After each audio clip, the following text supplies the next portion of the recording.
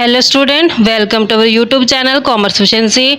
आज की क्लास में कवर करेंगे practical question amalgamation in the nature of purchase का।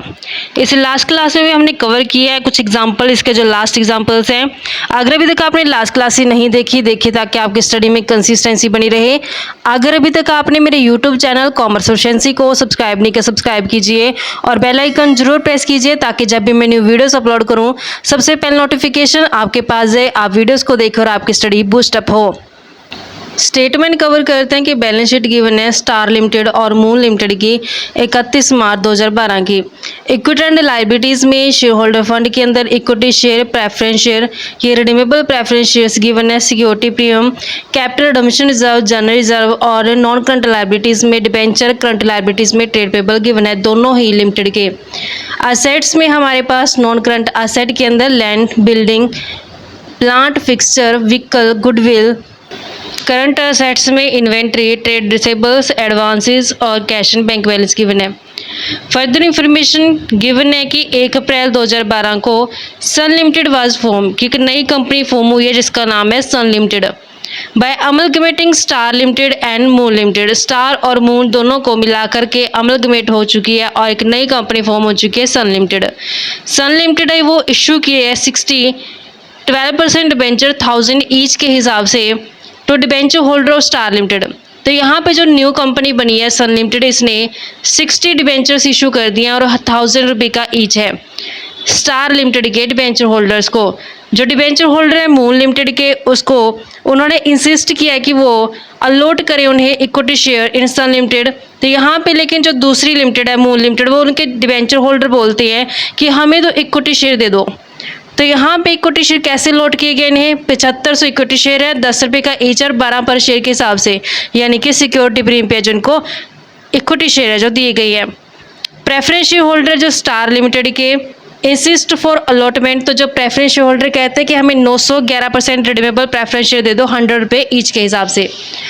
और जो इक्विटी शेयर होल्डर हैं स्टार लिमिटेड के, उन्हें अलॉट किए गए 10 equity share at par for 7 equity share. तो यहाँ पे जो इक्विटी शेयर होल्डर है स्टार लिमिटेड के, उनको 7 इक्विटी शेयर के बदले 10 इक्विटी शेयर दे दिए गए हैं और 10 रुपये का एक है। असेट्स और लायबिलिटी जो स्टार लिमिटेड के वो टेक ओवर की गए बुक वैल्यू पे, लेकिन जो मून लिमिटेड की असेट एंड लायबिलिटी उसका रिवैल्यूएशन कर दिया गया। तो गुडविल गिवन है हमारे पास land, building, plant, other fixed asset, all current asset और ऑल करंट लायबिलिटी, इन सब का रिवाइज कर दिया वैल्यू। जो बैलेंस है कंसिडरेशन के वो पे किए गए allotment of equity share at par to Moon Limited. तो जो यहाँ पे इनको शेयर दिए गए वो एट पार पे किए गए हैं। तो हमने प्रिपेयर करना है कि परचेज कंसिडरेशन बताओ कितना बनेगा स्टार लिमिटेड का और मून लिमिटेड का। Opening entries books of Sun Limited है जो न्यूली फॉर्म्ड कंपनी है, उसकी बुक्स के अंदर जर्नल एंट्री पास करनी है और बैलेंस शीट जो सन लिमिटेड की प्रिपेयर करनी है। अब यहाँ पे हमें साफ साफ नहीं बोला कि amalgamation in the nature of merger है या फिर amalgamation in the nature of purchase है। तो यहाँ पे असेट्स की रिवैल्यूएशन किया गया, इसका आंसर ये जो amalgamation in the nature of purchase है, क्योंकि जब भी असेट्स का रिवैल्यूएशन किया जाता है तो मतलब कि amalgamation in the nature of purchase हो जाता है। तो यहाँ पे amalgamation in the nature of purchase है। तो अब हमने सबसे पहले क्या करना है, परचेज कंसिडरेशन कैलकुलेट करना है। तो परचेज कंसिडरेशन दोनों ही लिमिटेड का कैलकुलेट करते हैं। परचेज कंसिडरेशन कैलकुलेट करते हैं सबसे पहले स्टार लिमिटेड का। स्टार लिमिटेड का जो परचेज कंसिडरेशन दिया गया, यहाँ स्पेसिफाई किया है कि प्रेफरेंस शेयर होल्डर है जो स्टार लिमिटेड के, उन्हें अलॉट कर दिए गए 911% रिडीमेबल प्रेफरेंस शेयर्स 100 ईच के। तो यहाँ पे प्रेफरेंस शेयर होल्डर को कितना दिया गया है, 900 गुना 100 के हिसाब से 90,000 है जो प्रेफरेंस शेयर कैपिटल दी गई है। ये तो प्रेफरेंस शेयर कैपिटल है। और इक्विटी शेयर होल्डर को कैसे दिए गए हैं, 7 इक्विटी शेयर के बदले उन्हें 10 इक्विटी शेयर अलॉट कर दिए, वो भी 10 रुपये का ईच है। जो यहाँ परचेज कंसिडरेशन कैलकुलेट करते हैं स्टार लिमिटेड का कि 911% प्रेफरेंस शेयर जो इन्हें दे दिए गए हैं, प्रेफरेंस शेयर दे 911% प्रेफरेंस शेयर 100 रुपये का ईच है, तो टोटल 90,000 हो गया। अब इक्विटी को कितना दिए गए वो देखते हैं यहाँ पे। इक्विटी 7 इक्विटी शेयर के बदले 10 इक्विटी शेयर दे दिए। अब हम देखते हैं कि इसके नंबर ऑफ इक्विटी शेयर बनते कितने हैं। तो इक्विटी शेयर टोटल 2,10,000 है। तो अमाउंट है, अगर मैं 10 से डिवाइड कर दूं तो मेरे पास नंबर ऑफ इक्विटी कितने आ जाएंगे, 21,000। 21,000 टोटल नंबर ऑफ इक्विटी है। 7 के बदले 10 दे दे, 10 रुपये वाला एक है। जो total number of equity share है वो 21,000 है। 21,000 है, 7 के बदले 10 इक्विटी शेयर दे दिए तो कितने नंबर ऑफ इक्विटी बन जाएंगे। तो यहाँ पे 30,000 इक्विटी हो गया और 10 रुपये का एक है। तो टोटल 3 लाख रुपये जो इक्विटी शेयर होल्डर के बनते हैं। 3 लाख प्लस 90 तो टोटल 3,90,000 मतलब कि परचेज कंसिडरेशन बना है स्टार लिमिटेड का। जो यहाँ पे हमने परचेज कंसिडरेशन कैलकुलेट की है, ये किया है नेट पेमेंट मेथड से, नेट पेमेंट मेथड का इस्तेमाल करके किया है। अब जो हमारे पास सेकंड लिमिटेड आती है मून लिमिटेड, मून लिमिटेड का हम परचेज कंसिडरेशन कैलकुलेट करते हैं, लेकिन मून लिमिटेड के लिए हम नेट पेमेंट मेथड का इस्तेमाल नहीं करेंगे क्योंकि हमें उसका अमाउंट गिवन नहीं है, हमें असेट्स का रिवैल्यूएशन पता है, असेट्स लायबिलिटी रिवैल्यूएशन कर दे। तो यहाँ पे हमने नेट पेमेंट मेथड इस्तेमाल ना करके नेट असेट मेथड का जो इस्तेमाल करना है, क्योंकि यहाँ पे हमें अमाउंट नहीं पता, रिवैल्यूएशन के लिए असेट्स और लायबिलिटी की वैल्यू पता है। तो हम जानते हैं कि नेट असेट मेथड में कैसे कैलकुलेट करते हैं परचेज कंसिडरेशन। जो असेट्स उसमें से लायबिलिटी माइनस कर देते हैं। असेट्स में गुडविल 30,000, लैंड 1.5 लाख की, बिल्डिंग 45,000, प्लांट 1,20,000 का, अदर फिक्स्ड असेट्स 15,000 की, ऑल करंट असेट है 1.5 लाख की। ये तो सभी असेट है, इसमें से माइनस करेंगे लायबिलिटी 1.5 लाख की। और इसके अलावा देखो कि क्या जो बैलेंस शीट के अंदर जितनी असेट्स लायबिलिटी वो सभी इसने रिवाइज कर दी, नहीं कर दी। तो हमने देखा कि असेट्स तो कंप्लीट रिवाइज कर दी गई है। अब लायबिलिटी में ठीक है, करंट लायबिलिटी तो रिवाइज कर दी, लेकिन डिबेंचर तो छोड़ दी इसने भी। तो डिबेंचर्स भी क्या है, नॉन करंट लायबिलिटी, इसको भी ले जाएगा। तो डिबेंचर कितने के, 90,000 के। तो डिबेंचर्स भी क्या है, लायबिलिटीज कहाँ से, असेट्स में से माइनस किए जाएंगे परचेज कंसिडरेशन कैलकुलेट करने के लिए। तो हम नेट असेट मेथड का इस्तेमाल करके कैलकुलेट करते हैं परचेज कंसिडरेशन मून लिमिटेड का। सबसे पहले हम रिवाइज वैल्यू पे जितने भी असेट है वो सभी ले लेते हैं, उनका टोटल 30,000 प्लस करते हैं 1.5 lakh plus 45,000 plus 1,20,000 plus 15,000 plus 1.5 lakh से सभी असेट्स का हमारे पास टोटल बनता है 5,10,000 से। 5,10,000 हो गया।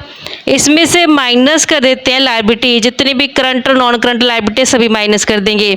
अब करंट लायबिलिटी का तो रिवैल्यूएशन कर दिया कि 1.5 लाख की है, लेकिन नॉन करंट लायबिलिटी में जो डिबेंचर्स है उनका रिवैल्यूएशन नहीं किया गया, तो उनका एज इट इज़ वैल्यू उठाएंगे। 90,000 से बैलेंस शीट में गिवन है तो 90,000 से ले लेंगे। 150 प्लस 90 करेंगे तो 240 बनता है, 240 यहाँ पे। असेट्स में से लायबिलिटी माइनस करेंगे तो हमारे पास 2,70,000 है जो परचेज कंसिडरेशन पता चल गया कि 2,70,000 का क्या परचेज कंसिडरेशन है। अब अगर मैं इसके number of equity share calculate करूँ तो कैसे करूँ, तो यहाँ पे इसने बोला है कि एट पार पे इशू किए गए 10 रुपये का एक शेयर है। 2,70,000 तो टोटल अमाउंट है, 10 से डिवाइड कर दूँ तो मेरे पास क्या आ जाएगा, 27,000 इक्विटी शेयर आ जाएंगे कि 27,000 इक्विटी शेयर जो दिए गए हैं यहाँ पे परचेज कंसिडरेशन के तहत। तो 27,000 इक्विटी 10 रुपये के हिसाब से तो टोटल 2,70,000 है जो परचेज कंसिडरेशन बन जाएगा। अब हम जर्नल एंट्री पास करेंगे जो न्यूली फॉर्म्ड कंपनी है उसकी बुक्स के अंदर, जो कि सन लिमिटेड है। सबसे फर्स्ट एंट्री परचेज कंसिडरेशन को ड्यू करने की जाती है, जिसके लिए हम जर्नल एंट्री पास करते हैं। Business purchase account debit to liquidator of Star Limited का purchase consideration 3,90,000, to liquidator of Moon Limited का परचेज कंसिडरेशन टोटल 2,70,000 से। तो फर्स्ट एंट्री पास करेंगे business purchase account debit to liquidator of Star Limited to liquidator of Star Limited, और next liquidator of Moon Limited, liquidator of Moon Limited. जो Star Limited का purchase consideration बनता है 3,90,000 से और मून लिमिटेड का बनता है 2,70,000 से। टोटल बनती है 6,60,000 से। 6,60,000 है जो परचेज कंसिडरेशन टोटल ड्यू किया गया। ये फर्स्ट एंट्री सेकेंड एंट्री में असेट्स एंड लायबिलिटी को टेक ओवर किया जाता है। तो यहाँ पे रिवाइज वैल्यू पे असेट टेक ओवर की गई है तो उसको भी कंसीडर किया जाएगा। तो दोनों ही स्टार लिमिटेड और मून लिमिटेड की असेट्स और लायबिलिटी ऐड करके हम यहाँ पे दिखाएंगे। असेट्स को डेबिट करेंगे और लायबिलिटीज़ को क्रेडिट करेंगे। असेट्स में सबसे पहले लैंड गिवन है, वो सिर्फ हमारे पास मून लिमिटेड की गिवन है। तो हमने मून लिमिटेड की जो भी असेट लायबिलिटीज़ को रिवाइज वैल्यू पे लेना है। तो लैंड कितनी रिवाइज वैल्यू है इसकी 1.5 लाख, तो लैंड डेबिट करेंगे 1.5 लाख से। नेक्स्ट है बिल्डिंग, बिल्डिंग भी सिर्फ मून लिमिटेड की है और इसका भी रिवाइज वैल्यू लेंगे। बिल्डिंग हमारे पास 45,000 से। नेक्स्ट आते प्लांट, 3 लाख स्टार लिमिटेड का और प्लांट यहाँ पे 1,20 है मून लिमिटेड का। 3 लाख प्लस 1,20,000 4,20,000 से प्लांट को डेबिट करेंगे। नेक्स्ट यहाँ पे बोला कि अदर फिक्स्ड असेट 15,000 की रिवाइज वैल्यू पे है। अदर फिक्स्ड असेट्स में कौन सी असेट्स बच गई अब यहाँ पे हमने देखा कि प्लांट तक तो हिसाब हो चुका है, फिक्सचर और व्हीकल गुडविल हम नहीं लेंगे क्योंकि ये amalgamation in the nature of purchase है। गुडविल है जो बैलेंसिंग फिगर में आती है, क्योंकि जब हमने इसका थ्योरी बेस कवर किया था तो उसमें समझा था कि अगर बैलेंस डेबिट है तो गुडविल का, अगर बैलेंस क्रेडिट है तो कैपिटल रिजर्व का। तो गुडविल को छोड़ देंगे तो फिक्सचर और व्हीकल है जो दोनों का ऐड करते हैं 5 और 10 15 हो गया। और यहाँ पे इसकी अदर फिक्स्ड असेट्स भी कितनी है 15, तो टोटल कितना हो जाएगा 30,000 से। और ऑल करंट असेट 1.5 लाख की है इसकी। और यहाँ पे जो करंट असेट्स हैं जो उसमें इन्वेंट्री, ट्रेड रिसीवेबल्स, एडवांस और कैश बैंक ऐड करते हैं। जो स्टार लिमिटेड है उसकी तो बुक वैल्यू पे लेंगे 1,20, 80, 50, 20, इन चारों को ऐड कर देंगे और जो ये करंट असेट है 1.5 लाख ये ऐड कर देंगे तो टोटल 4,20 बनेगा। ये सभी बैलेंस हमने डेबिट में कर देने हैं। तो सभी असेट्स को डेबिट करते हैं। सबसे पहले असेट्स में लैंड डेबिट करेंगे, अमाउंट 150 थे। और बिल्डिंग डेबिट करते हैं 45,000 से। प्लांट डेबिट करेंगे 4,20,000 से। अदर फिक्स्ड असेट्स हैं जो डेबिट करते हैं अमाउंट 30,000 से। करंट असेट डेबिट करते हैं 4,20,000 से। तो सारी असेट्स हो चुकी हैं। अब जितनी लायबिलिटी है वो क्रेडिट में दिखाएंगे। लायबिलिटी में ऑल करंट लायबिलिटी 1,50 की रिवाइज की गई है मून लिमिटेड की। और यहाँ पे स्टार लिमिटेड की जो करंट लायबिलिटी है वो बनती है 1,20,000 से। 1,20 प्लस ये 1,50 करें टोटल 270 हो जाएगा। और हमारे पास नॉन करंट लायबिलिटी में 8% डिबेंचर है 60,000 के और 90,000 की। मैं इन दोनों को अलग दिखाऊंगी क्योंकि जो यहाँ पे एडजस्टमेंट गिवन है डिबेंचर्स के रिगार्डिंग कि जो डिबेंचर होल्डर है ना मून लिमिटेड के उनको अलॉट कर दी गया इक्विटी, तो इस कारण से मैं इनको अलग करूँगी। तो यहाँ पे सन लिमिटेड के डिबेंचर का भी हिसाब किया गया और मून लिमिटेड के डिबेंचर का भी हिसाब किया। इस कारण से मैं यहाँ पे डिबेंचर्स को दोनों को अलग दिखाऊंगी सेकेंड एंट्री के अंदर। तो यहाँ पे डिबेंचर्स दिखाते हैं 2, जो हमारे पास सबसे पहले करंट लायबिलिटी लिखेंगे क्योंकि करंट लायबिलिटी दोनों ही लिमिटेड की ऐड करके हमारे पास 2,70,000 बनती है 2,70,000 से। उसके बाद नॉन करंट लायबिलिटी में डिबेंचर है 8% डिबेंचर्स हैं जो स्टार लिमिटेड के लिखते हैं। स्टार लिमिटेड का डिबेंचर है 60,000 से। और नेक्स्ट 8% डिबेंचर्स हैं मून लिमिटेड के, तो मून लिमिटेड के डिबेंचर्स हैं 90,000 से। और नेक्स्ट हमने क्या करना है बिजनेस परचेज दिखाना है, इसके अलावा और कोई लायबिलिटी नहीं है। तो बिजनेस परचेज को भी हम क्रेडिट करते हैं। बिजनेस परचेज जो हमने फर्स्ट एंट्री के सामने दिखाई हुई है ये अमाउंट 6,60,000 ये दिखाई जाएगी यहाँ पे। तो बिजनेस परचेज 6,60,000 से। अब यहाँ पे बैलेंसिंग फिगर कैलकुलेट करते हैं, इसका टोटल करेंगे और असेट्स का टोटल करेंगे। तो यहाँ पे बैलेंसिंग फिगर जो डेबिट में आ रही है तो डेबिट में बैलेंसिंग फिगर आती है जो गुडविल की होती है। तो गुडविल को यहाँ पे बैलेंसिंग फिगर डेबिट करेंगे। जो बैलेंसिंग फिगर आ रही है गुडविल की वो आ रही है 15,000 से। अगर क्रेडिट में आती तो कैपिटल रिजर्व की आती है, लेकिन इस बार गुडविल मतलब डेबिट साइड आ रहा है, इसका आंसर गुडविल की बैलेंसिंग फिगर है 15,000 बैलेंसिंग फिगर आ चुकी है। अब थर्ड एंट्री में क्या करना है, जो लिक्विडेटर उसकी पेमेंट की जाएगी। सबसे पहले हम हिसाब करते हैं लिक्विडेटर ऑफ स्टार लिमिटेड को कितना देना है, इसको 3,90,000। तो लिक्विडेटर ऑफ स्टार लिमिटेड को डेबिट करते हैं, लिक्विडेटर ऑफ स्टार लिमिटेड को डेबिट करें, कितना परचेज कंसिडरेशन देना है, 3,90,000। अब इसे परचेज कंसिडरेशन के तहत जो दिया गया वो हम यहाँ पे दिखाएंगे। स्टार लिमिटेड का जो हिसाब क्लियर किया गया उसे जो प्रेफरेंस शेयर कैपिटल दी गई 90,000 और जो इक्विटी शेयर कैपिटल दी गई 3 लाख से। तो यहाँ पे 11% प्रेफरेंस शेयर कैपिटल दी गई है 90,000 से और इक्विटी शेयर कैपिटल दी गई है 3 लाख से। तो 390 हिसाब क्लियर हो गया। फोर्थ एंट्री में लिक्विडेटर है जो मून लिमिटेड का, उसका हिसाब क्लियर करते हैं, डेबिट करेंगे। यहाँ पे मून लिमिटेड का कितना देना, टोटल 2,70,000 देना है, तो 270 यहाँ पे दिखाएंगे।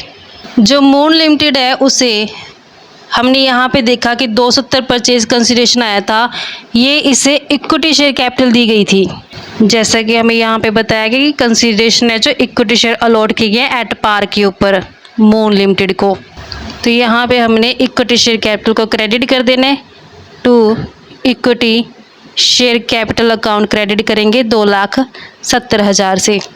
नेक्स्ट डिबेंचर होल्डर का हिसाब क्लियर किया गया है कि जो सन लिमिटेड है उसने 12% डिबेंचर इशू कर दिए, 1,000 रुपये का एक है जो डिबेंचर होल्डर है स्टार लिमिटेड के। तो स्टार लिमिटेड का हिसाब क्लियर करते हैं कि 60 डिबेंचर 1,000 एक, तो 60,000 हो गया, 12% की रेट से इन्हें दे दी गई हैं। यहाँ पे जो 8% डिबेंचर है स्टार लिमिटेड के 60,000 इसे हटाएंगे, यहाँ पे क्रेडिट तो हटाते समय क्या कर दें, इसको डेबिट कर देंगे। तो 8% डिबेंचर ऑफ स्टार लिमिटेड को डेबिट करते हैं 60,000 से और 2 में अब इन्हें क्या किया, 8% हटा के 12% डिबेंचर दे दिए, तो 12% डिबेंचर अकाउंट को क्रेडिट करते हैं। तो यहाँ पे 60,000 से आएंगे ये भी। नेक्स्ट जो डिबेंचर्स का हिसाब किया गया मून लिमिटेड का, जो डिबेंचर होल्डर है मून लिमिटेड के, उन्हें इंसिस्ट किया गया कि वो इशू कर मतलब उन्हें अलॉट कर दिया जाए इक्विटी शेयर, लेकिन यहाँ पे डिबेंचर होल्डर को क्या दे दिए, इक्विटी शेयर दे दिए सन लिमिटेड के। कैसे दिए गए हैं, 7500 इक्विटी शेयर दिए गए हैं, 10 रुपये का था लेकिन 12% यानी 2 रुपये प्रीमियम पे दिए गए हैं। और डिबेंचर होल्डर को क्या दे दिए गए, इक्विटी शेयर दे दिए गए हैं। यहाँ पे हमने 8% डिबेंचर जो मून लिमिटेड को क्रेडिट किया है, अब इसे हटाने के लिए डेबिट कर देते हैं। 8% डिबेंचर अकाउंट डेबिट करेंगे, अमाउंट कितना बनता है इसका 90,000 से। कैसे हिसाब क्लियर किया गया इनका, जो इन्हें अब इक्विटी शेयर दे दिए गए हैं प्रीमियम के ऊपर, तो इक्विटी शेयर कैपिटल क्रेडिट करेंगे। इक्विटी शेयर कैपिटल कैसे दिए गए हैं, 7500 शेयर 10 रुपये के हिसाब से 75,000 share capital. Security premium credit करते हैं, 7500 शेयर 2 रुपये प्रीमियम के हिसाब से 15,000 हो गया, तो टोटल इनका हिसाब क्लियर हो गया 90,000 से।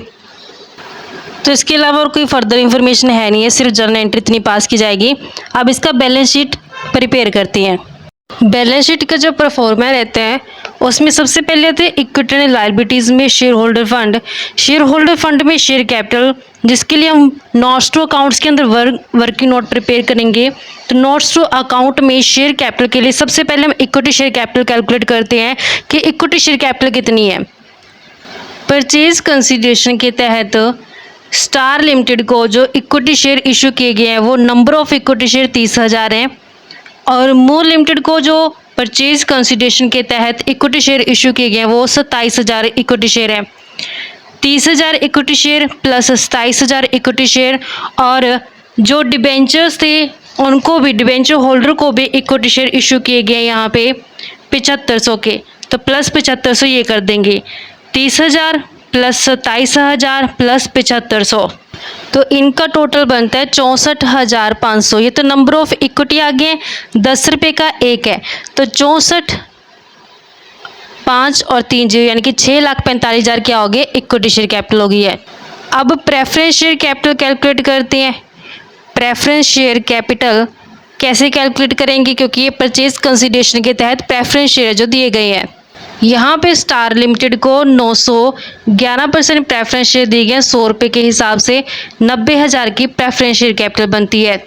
तो प्रेफरेंस शेयर कैपिटल में 900 प्रेफरेंस शेयर हैं, 11% की रेट है, तो यहाँ पे हमारे पास प्रेफरेंशियल कैपिटल आ जाएगी। रुपये कितने का ईच है, ये 100 रुपये का ईच है। तो 900 मल्टीपल करेंगे 100 तो 90,000 है जो प्रेफरेंशियल कैपिटल हो जाएगी। इन दोनों को ऐड करेंगे 6,45,000 प्लस 90,000 करेंगे तो 7,35,000 टोटल है, जो 7,35,000 टोटल शेयर कैपिटल आती है। यही हमने बैलेंस शीट के अंदर दिखानी है। तो यहाँ पे हमने जो वन नॉस्ट्रो अकाउंट के अंदर कैलकुलेट किया है 7,35,000 से। शेयर कैपिटल के बाद नेक्स्ट आता है reserve and surplus. Reserve and surplus, इसके लिए हम नॉस्ट्रो अकाउंट के अंदर सेकंड प्रिपेयर करते हैं।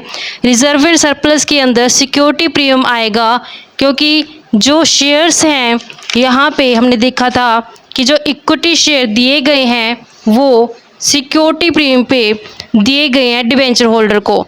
जैसे कि यहाँ पे इन डिबेंचर होल्डर को जो दिए गए हैं इक्विटी शेयर वो सिक्योरिटी प्रीमियम पे दिए गए 15,000, तो ये रिजर्व एंड सरप्लस के अंदर आएगा।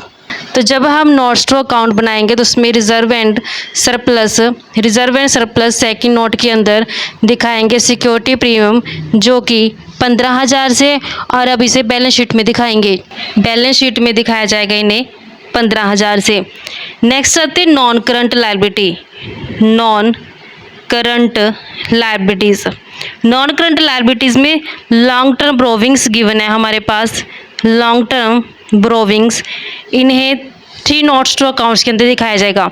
लॉन्ग टर्म बोरोविंग्स में हमारे पास डिबेंचर्स गिवन है। जैसे कि यहाँ पे जो डिबेंचर थे 8% वाले, उन्हें 12% डिबेंचर इशू कर दिए थे 60,000 के। तो ये लॉन्ग टर्म बोरोविंग्स के अंदर आएगा कि अब जो नई कंपनी फॉर्म हुई है उसके पास 12% डिबेंचर है 60,000 से। तो जब नॉस्ट्रो अकाउंट्स बनाएंगे उसमें थर्ड नॉस्ट्रो अकाउंट्स के अंदर लॉन्ग टर्म बोरोविंग्स में दिखाया जाएगा 12% डिबेंचर 60,000 रुपये से, और यही बैलेंस शीट में दिखाए जाएंगे। बैलेंस शीट में दिखाते हैं थर्ड नॉस्ट्रो अकाउंट में 60,000 के जो लॉन्ग टर्म बोरोविंग्स में डिबेंचर है। उसके बाद नेक्स्ट आती है हमारे पास करंट लायबिलिटी। करंट लायबिलिटी जो कि हमने सेकंड एंट्री में दिखाई है वो दिखाएंगे यहाँ पे। अब तो जो एसेट्स और लायबिलिटी को टेक ओवर किया था यहाँ पे करंट लायबिलिटी कितनी है 270 से, तो करंट लायबिलिटी में हमने 2,70,000 दिखा दिए। इसके अलावा कोई और असेट्स एंड लायबिलिटी नहीं है। इसका टोटल करते हैं हम, तो टोटल बनता है 10,80,000 से। तो 10,80,000 इक्विटी एंड लायबिलिटी का टोटल आ गया। अब सेकंड में हमने दिखाना है असेट्स। असेट्स में भी सबसे पहले दिखाई जाएगी non current asset. Non current assets में जो फिक्स्ड असेट है, फिक्स्ड असेट में भी फर्स्ट आएगा टेंजिबल असेट और सेकंड आएगा इंटेंजिबल असेट। टेंजिबल असेट्स के लिए हम वर्किंग नोट यानी कि नोट्स अकाउंट में बनाएंगे 4 और इंटेंजिबल असेट के लिए 5। टेंजिबल असेट ये वो असेट होते हैं जिनका फिजिकल पोजेशन होता है, जिनको देख और छू सकते हैं, वो टेंजिबल असेट्स के अंदर कवर की जाती हैं। जैसे कि यहाँ पे हमारे पास टेंजिबल असेट्स में लैंड 1.5 लाख से, बिल्डिंग 45,000 से, प्लांट 4,20,000 से, अदर फिक्स्ड असेट 30,000 से आएंगी। ये हमारे पास टेंजिबल फिक्स्ड असेट है। तो यहाँ पे हमने नॉस्ट्रो अकाउंट्स के अंदर 4th नोट बनाना है टेंजिबल असेट का, जिसमें लैंड है 1,50,000 से, बिल्डिंग का अमाउंट है 45,000 से, प्लांट का अमाउंट है 4,20,000 से, और अदर फिक्स्ड असेट है हमारे पास अमाउंट 30,000 से। टेंजिबल असेट्स का टोटल बनता है 6,45,000। बैलेंस शीट में दिखाएंगे इसे, तो 6,45,000 से हमारे पास जो टेंजिबल असेट्स आ गई हैं। इंटेंजिबल असेट्स है जो ये वो असेट है जिनको देखें छू नहीं सकते, जिसमें कि हमारी गुडविल आती है 15,000 की। नॉस्ट्रो अकाउंट में हमने 5th नोट बनाना है इंटेंजिबल असेट का, जिसमें गुडविल आएगी 15,000 रुपये से। तो हमने यहाँ पे 5th में 15,000 जो इंटेंजिबल असेट दिखा दी। टेंजिबल और इंटेंजिबल असेट्स का टोटल बनता है 6,60,000 से, 6,60 दिखा देंगे। नॉन करंट असेट के बाद नेक्स्ट आती है हमारे पास टर्म करंट असेट्स की। करंट असेट है जो सेकंड एंट्री में नोट की गई है 4,20,000 से, तो यहाँ पे करंट असेट है 4,20,000। तो जब इन दोनों का टोटल करते हैं तो 10,80,000 बनते हैं। लायबिलिटी 10,80 और असेट्स का भी टोटल कितना है 10,80। तो इस तरीके से असेट्स और लायबिलिटी दोनों टैली हो जाती हैं, बैलेंस शीट है जो टैली हो जाती है। तो ये हमारे पास सम बनता था बच्चों अमलगमेशन द नेचर परचेज का। आई होप क्या क्लियर हो गया है। नेक्स्ट क्लास में कवर करेंगे नया टॉपिक। ऐसी रेगुलर क्लासेस के लिए आप मेरे यूट्यूब चैनल कॉमर्स प्रोficiency को सब्सक्राइब, लाइक और शेयर करें। बेल आइकन जरूर प्रेस करें ताकि जब भी मैं न्यू वीडियोज़ अपलोड करूँ सबसे पहले नोटिफिकेशन आपके पास जाए। आप वीडियोज़ को देखकर आपकी स्टडी बूस्टअप हो।